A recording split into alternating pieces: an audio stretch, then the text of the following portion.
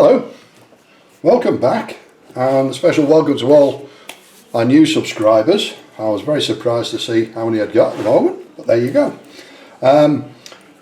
Following on from the Faun SLT 50 tank transporter, I've started building the cab as per instructions. You can probably see it there. Looks quite good, I think. And I'll go through what I've done and what was easy, what wasn't. Fairly simple stuff really to start with. It said to put the windows in first and then put the seats in, put the seats together. My view, if you put the windows in first, then when you come to paint it, you've made a rod for your own back, you've got to mask it all out then. So they went in after it had been painted basically, but we'll get to that in a minute or two. Seats went together really easily. Nothing particularly complicated about the cab. It said to put the 4 seats on the floor of the cab first.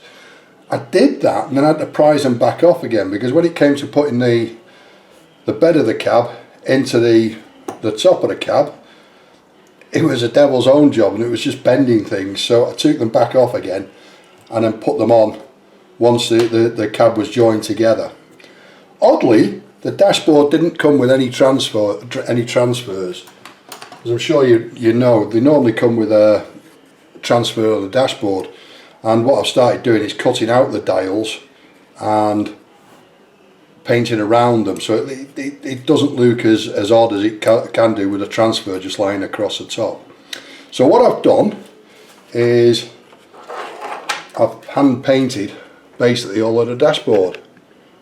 Let's just see if we can get this to go in there. There's loads of photographs knocking around at the end of the video for this, and you can see the dashboard in there. It's not great, but by the same token, it's not bad, I don't think. At a couple of feet distant, it looks quite good. Yeah, so that's that.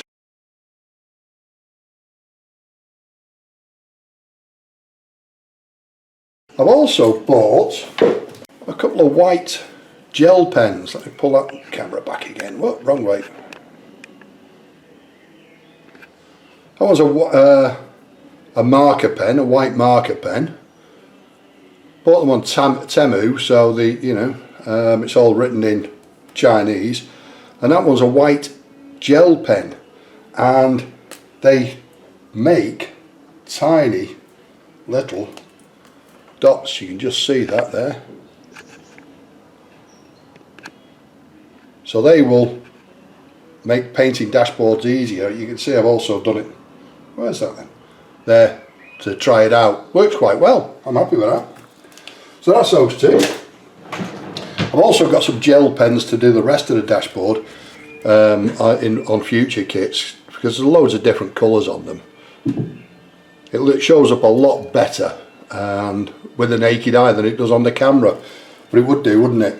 So that's the dashboard. I've not put the steering wheel on yet. He's living down here, because being a clumsy bugger, I'd just break it off. Pedals and the floor pans, all of this went in reasonably quite easy. I can't find that at all, A9. It doesn't seem to exist. I'm sure I'll find it at some point. The headlights, as you know, I've made a bit of a rod for my own back here, and I started wiring these things up. What I decided to do with this one was, instead of having one switch switches everything on, I thought I'll make it the way you would do if it was a real vehicle, and have separate switches for everything. So that's a separate switch for the beacons. There's 2 on the cab, and there's 1 at the back of the trailer. There's 4 headlights, but I'm going to use them all on 1 switch. There's an interior light. I don't know if you can see that in there. You might just be able to see it just at the top there. Yeah. So an interior light. The indicator. Let's see if I can pull this in a bit further again, closer again, because this was an absolute nightmare. There's a load of pictures I'll put on just after this section, so that you can see this. The indicator there, that's not been painted orange, that's the LED, and that's a 1.8mm LED. And this one here at the top, which is a side light, and it's got loads of paint on it because on the real truck the light only shines forward, which makes sense, it doesn't come out to the sides, so it's painted all the way around except for that little bit at the front. And that's a piece cut off another LED with a tiny LED chip sat underneath it so that it shines out. They do work, I've tried it, it all works. Quite surprised at myself really, but there's a lot of fiddling around with that. But as I say, I'll put a selection of photographs up on that, and that one's exactly the same on that side. Can't see it as well, yes you can, there you go. So that one's exactly the same on this side here. Yeah, so that's those two lights. What else have I got? So it's the side lights, the headlights, the beacons and the interior light. That's about all there is on there, but that gives me 1, 2, 3, that gives me 4 switches straight away. So it's going to end up a lot of switches, this.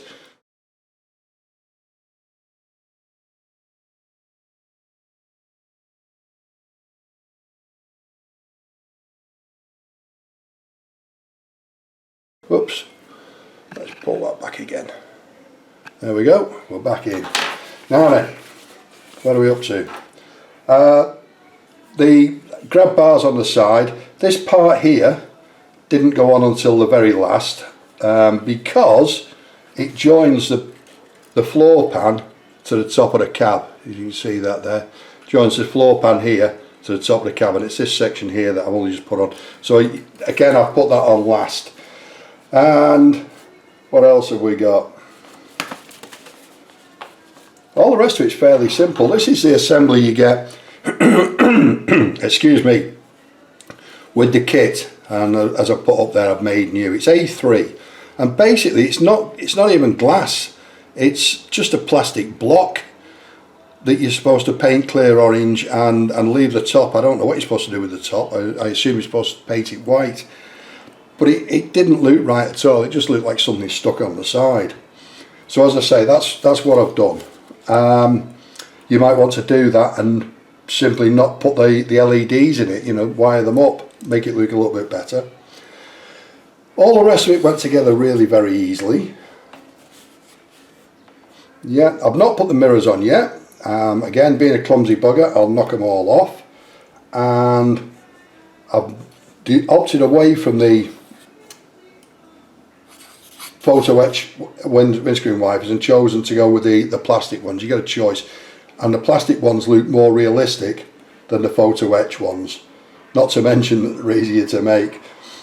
And more mirrors, more A3, so that's about it there. So you get a section now with a lot of photographs on it of what I've done there so far with the lights and such. Then when you come back, right, I'm guessing you're back now, and this is the chassis of the tractor, and I'll make another video of how I put this together so that you can see all the bits and pieces on it. And that is about it. There's not a huge amount of stuff on it. It's basically very, very fiddly, especially putting the dashboard together. It took me a long time to paint it all, but it looks really quite nice, I think. So that's the cab with the floor pan in, the gear lever, everything but the steering wheel. The windscreen is in. When you put this together, if I were you, I would do what I've done here, and I painted the inside of the frame black, put the windscreen in, and painted the outside of the windscreen black before I put it in there. And the same with the little windows on the back. The same with the doors, because all these trucks of this age, the windscreens and windows weren't glued in as they are now. Nowadays they're part of the structure of the cab, but when this was built they were put in with rubber seals, as I'm sure you know. Unfortunately I got a little bit of glue on that window. I don't know if you can see it or not. Yeah, you can. A little bit of glue on that window that I can't get off, and if I try to take it off I'm going to make it 10 times worse. So that is where I'm up to. As you can see, there's a mess of wires coming out the back of it, and when I tell you about the chassis, I'll show you where all that's going to end up. Any questions, any comments, please leave them in the boxes below, and thank you very much for watching. I'll see you next time. Ta-ra!